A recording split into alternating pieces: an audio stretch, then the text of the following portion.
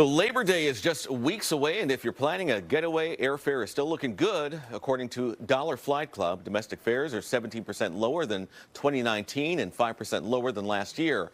For Bay Area travelers, though, round-trip fare to destinations along the western U.S. range from just over $200 to less than $300. But if you're looking to head overseas, be ready to pay 2 to 3 times more.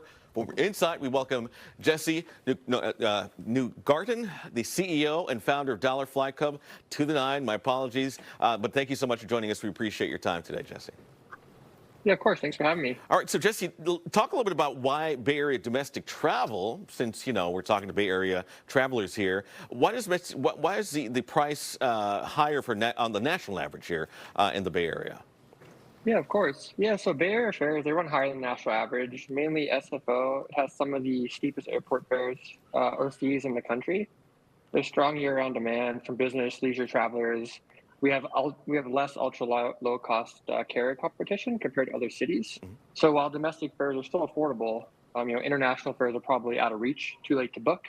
And it's mainly West Coast outdoor destinations that are the best deals right now. All right, so like if you wanted to fly from SFO to, let's say, Cabo, or SFO Oakland, or San Jose Airport to Cabo, is that going to be still more expensive, even since Cabo's fairly close, but it's a destination outside of the country? Yeah, so when we say international is 2 to 3 times more expensive, we're really thinking more long haul flights. So Gotcha. thinking Europe, Asia, places like that.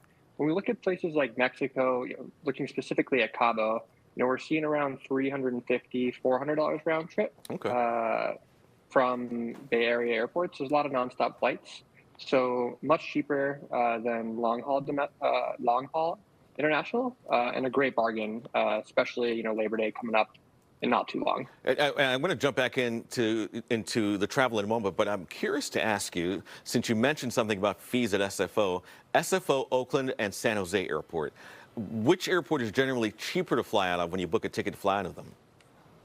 Yeah, so what we see is that Oakland is the cheapest out of the three. For domestic or international? For both. For both. Wow, okay. For both. SFO has the most international routes. SFO, because they fly more long haul. Out of Oakland, it's going to be more short international hops. Thinking about Mexico, things like that. But SFO, the most expensive, least expensive is going to be Oakland. Well, you mentioned Labor Day just a moment ago, Jesse. Are there any hidden gem deals that are under the radar that I'm sure you follow that folks can look out for? Yes, definitely. So, from the Bay Area, the best deals at the moment are really quick domestic hops on the West Coast to places like Portland, Seattle, Denver, which are great for Labor Day. A lot of outdoor stuff, really pretty places. But if you're looking maybe beyond those obvious ones, some really hidden gems that are absolutely beautiful, less crowds, is Spokane, Washington, so on the eastern side of Washington State, and then Calgary, Canada. So we're seeing fares there around $300 round trip. This is from SFO at the moment, and we think those are great value at the moment for Labor Day specifically. Labor Day specifically here. Travel strategies here when booking your ticket. Best days to book your ticket. I've heard Tuesday in the past, but is there any difference now? I mean, these airlines have dynamic pricing, and that whole thing with Delta talking about using AI to adjust prices. But what do you recommend when booking a plane ticket for folks out there?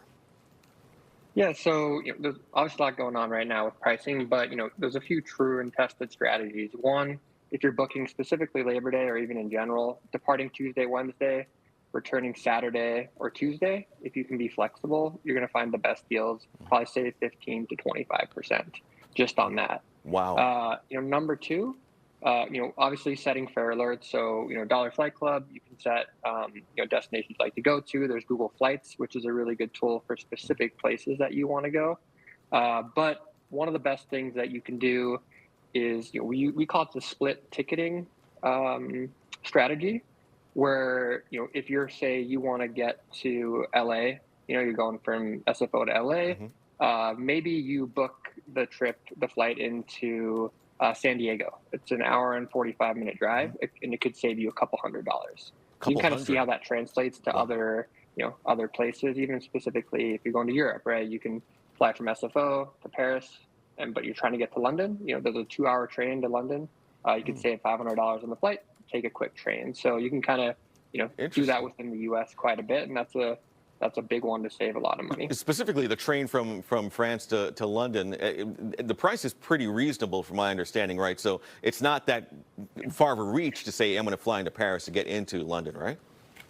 Exactly. So that's really, that's the big money saver there. Yeah. If you're, it's finding being flexible with where you're flying from, and flexible where you're flying into, and being amenable to that. And the split ticket angle that you were talking about, that's what you mentioned this was you could fly back out. You mean you're flying to one airport but flying out of another?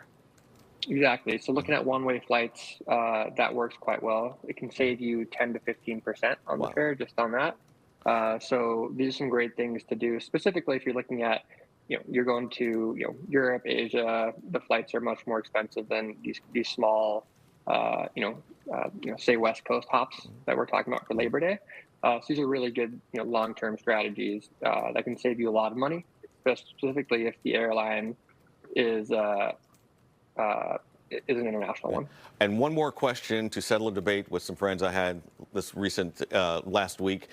Is it cheaper to book a connection or a nonstop flight?